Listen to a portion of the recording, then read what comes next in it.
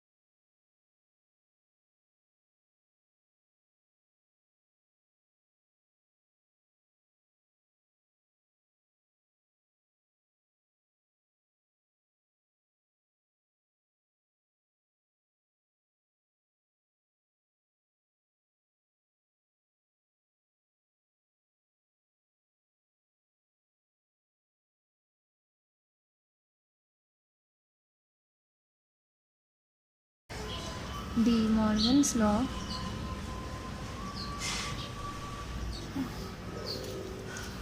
अभी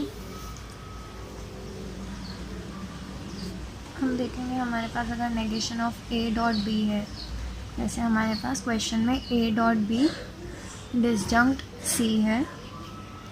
सो इसका भी हमें रूल मालूम है। अगर पी नेगेशन में है तो हम उसे उसका second disjunct as it is लिख सकते हैं। सो हमारा पी नेगेशन में है तो हम उसका second disjunct as it is लिख सकते हैं। 6 स्टेप में हम सी लिखेंगे थ्रू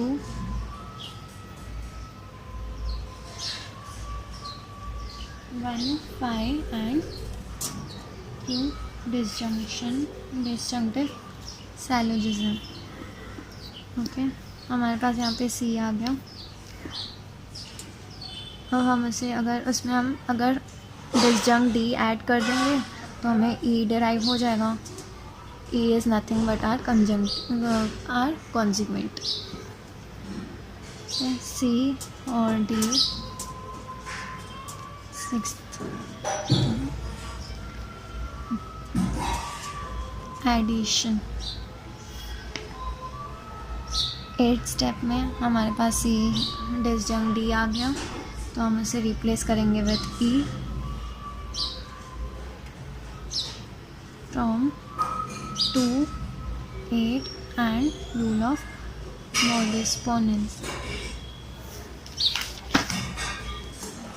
ये रूल लगा है, if P then Q, if P then Q. तो हमारे पास कॉन्जिक्वेंट जब आ जाएगा तो हम इसे बंद कर देंगे। एंड यहाँ तक हमें क्या डिराइव हुआ, नेगेशन ए और शू ई। तो हमारा कंक्लूजन हमें यहाँ पे मिल गया from 3 to 8 through conditional proof. अभी 19 क्वेश्चन में पहले हम एंटीसीडेंट को एज इट कंक्लूजन का एंटीसीडेंट को अज्यूम करेंगे, दैट इज डी।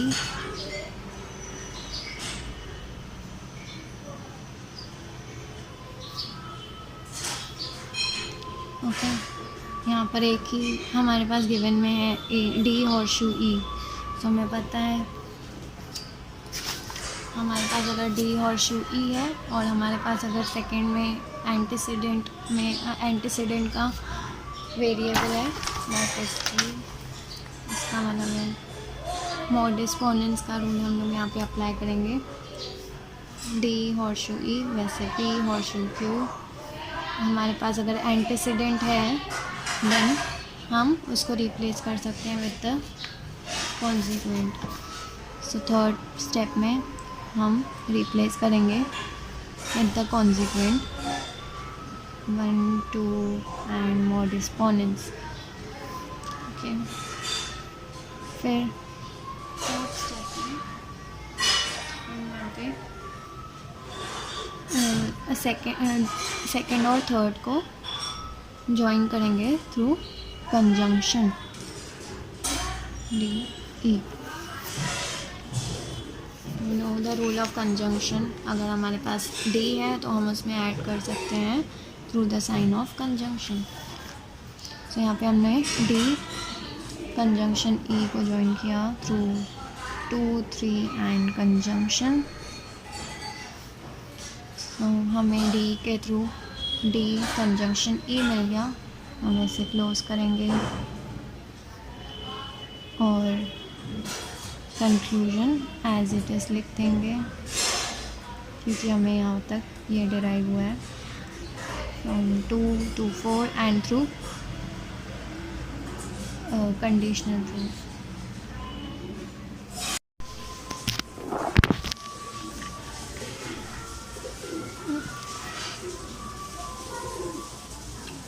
यहाँ पर आप देखोगे आपके पास वापस 2 बार हॉर्सशू की साइन है। इसका मतलब है हमारे पास 2 एंटीसीडेंट्स और 2 कॉन्सिक्वेंस होंगे।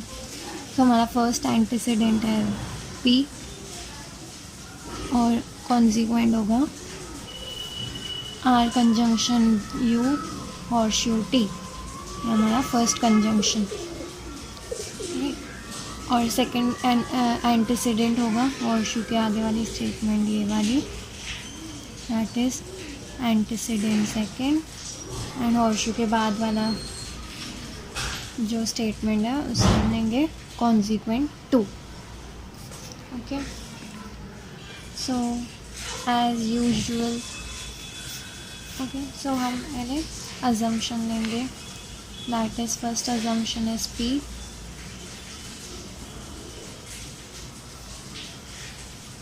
ओके, अभी हमारे पास P और Q आ गया, तो हम उसको उससे डिराइव कर सकते हैं ये वाली स्टेटमेंट। सो इसमें हम P और Q कैसे ऐड कर सकते हैं? Through additional proof. अगर हमारे पास P होता है तो हम उसमें और डिसजंक्शन के थ्रू एक वेरिएबल ऐड कर सकते हैं। ओके, ये हमारा थर्ड स्टेप हो गया। फिर फोर्थ स्टेप में हम देखेंगे तो P डिसजंक्शन Q की जगह पे हम ये वाली स्टेटमेंट लिख सकते हैं। तो हम इसे लिखेंगे from 3 1 and through mod exponents. अगर हमारे पास P अवेलेबल रहता है P वाली स्टेटमेंट, तो हम उसकी जगह पे Q लिख सकते हैं थ्रू मॉड एक्सपोनेंट्स। ओके, अभी हम फिफ्थ स्टेप में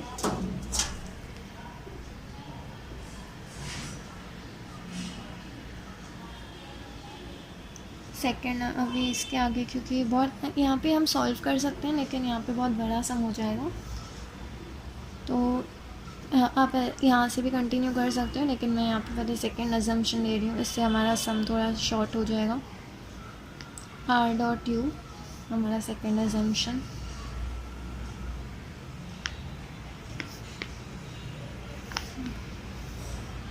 अभी हमारे पास अगर R.U है, हम उसकी जगह पे लिखेंगे R।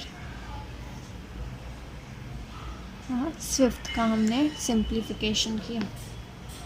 सिंप्लीफिकेशन में अगर हमारे पास P.Q होता है तो हम उसकी जगह पे P लिख सकते हैं। यहाँ पे R.U था, हमने यहाँ पे R लिखा।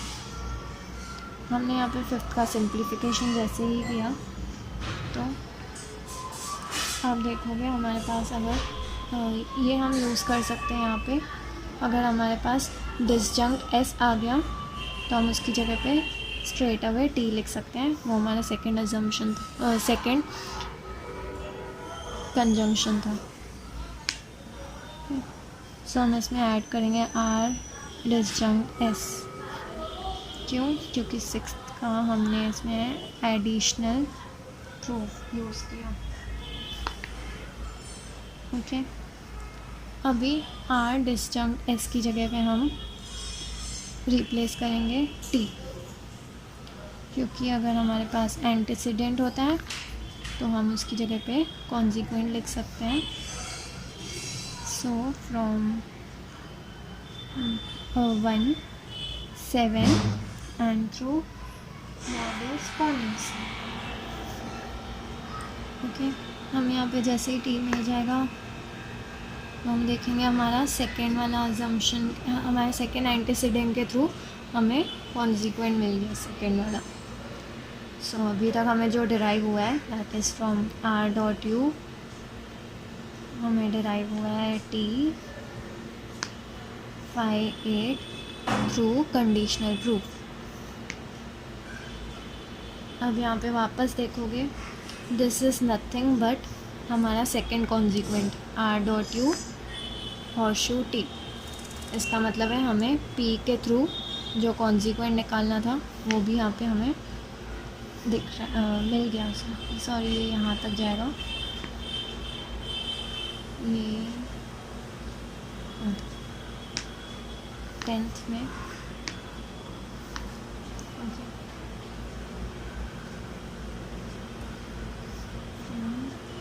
5 to 8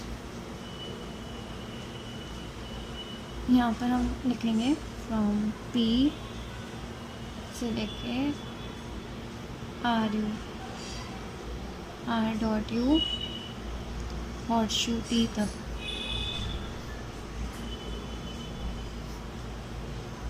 हमें हमारा कंक्लूजन डिराइव हो गया। So from 2 to 9 through conditional proof हमें कंक्लूजन यहाँ पे मिल गया।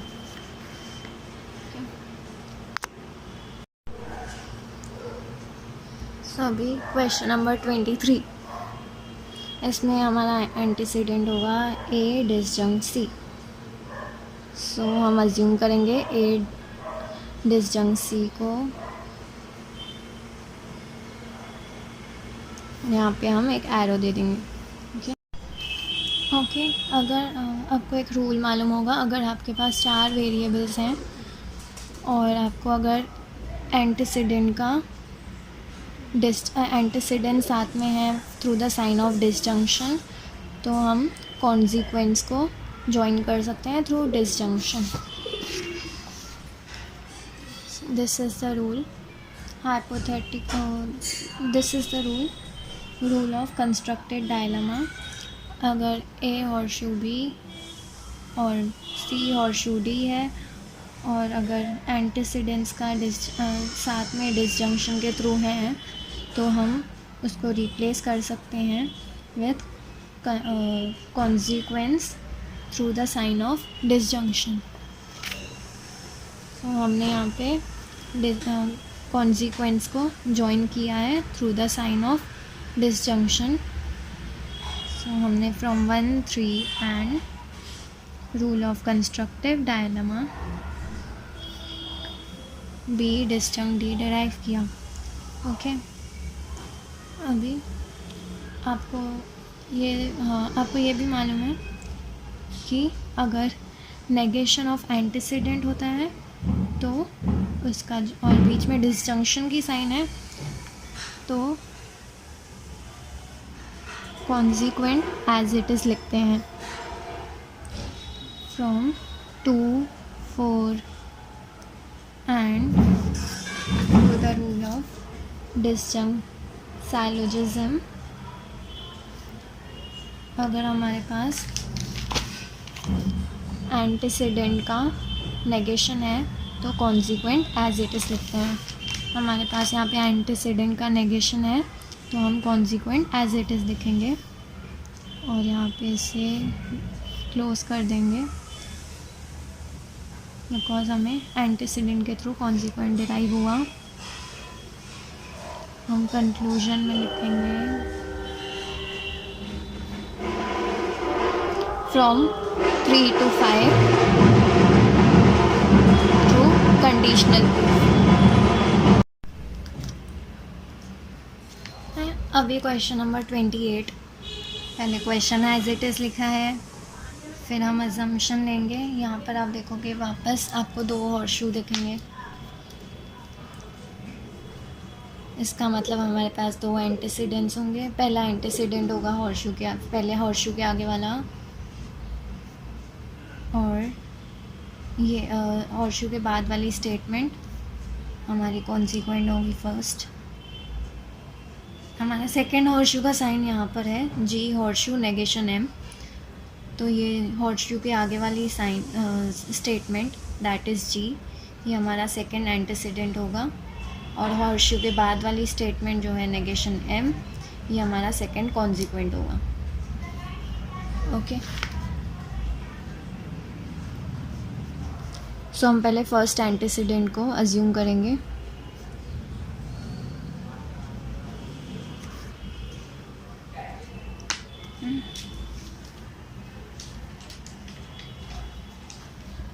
उसके बाद हमको ये हमें यहाँ पे नेगेशन एल सिर्फ एक ही स्टेटमेंट में दिख रहा है, वो है सेकंड स्टेटमेंट, और हमें ये मालूम है अगर हमारे पास नेगेशन ऑफ फर्स्ट डिसजंक्ट है तो हम second disjunct as it is लिखते हैं। अगर हमारे पास फर्स्ट डिसजंक्ट का नेगेशन है तो हम second disjunct as it is लिखते हैं। सो हमारे पास अगर फर्स्ट डिसजंक्ट का नेगेशन है तो हम second disjunct as it is लिखेंगे, that is negation F.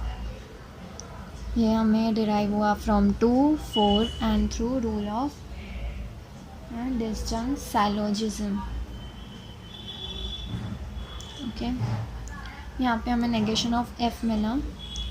Okay, अभी आगे बढ़ने से पहले हमें यहाँ पे ओके चलो, नेगेशन ऑफ एफ की जगह पे हम लिखेंगे G horseshoe negation of H, because अगर हमें अगर पी होता पी हमारे पास है तो हम उससे डायरेक्टली क्यू डिराइव कर सकते हैं उसको रिप्लेस करके। तो अगर हमारे पास पी है यहाँ पर तो हम इसकी जगह पे डायरेक्टली क्यू डिराइव करेंगे थ्रू द रूल ऑफ मॉडिस्पोनेंस। तो हमारे ये हमें फ्रॉम 1, 5 एंड थ्रू मॉडिस्पोनेंस डिराइव हुआ। अभी 7 स्टेप में आगे बढ़ने से पहले हम सेकेंड अजम्पशन को भी यहाँ पर लिख देते हैं।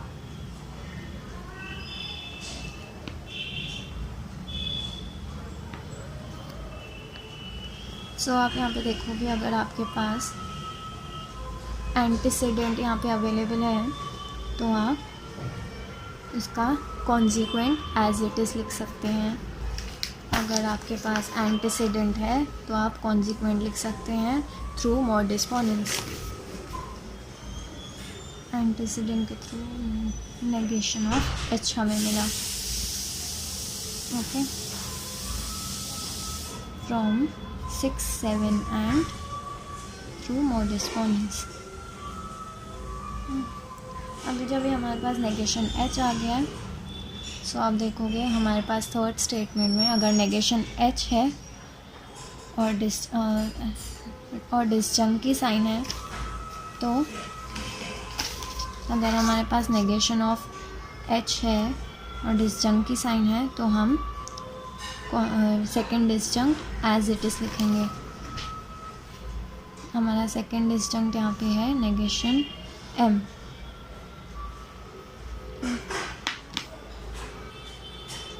This is from 3, 8 and through rule of disjunctive syllogism. Okay, अभी दिस इज़ नथिंग बट हमारा consequent that is negation M. So हमें थ्रू जी नेगेशन एम मिला, थ्रू एंटीसीडेंट कॉन्सिक्वेंट मिला, तो हम इसे यहाँ पे बंद करेंगे। यहाँ पे जो हमें डिराइव हुआ है that is g negation g horseshoe negation of m from 7 to 9 through conditional proof.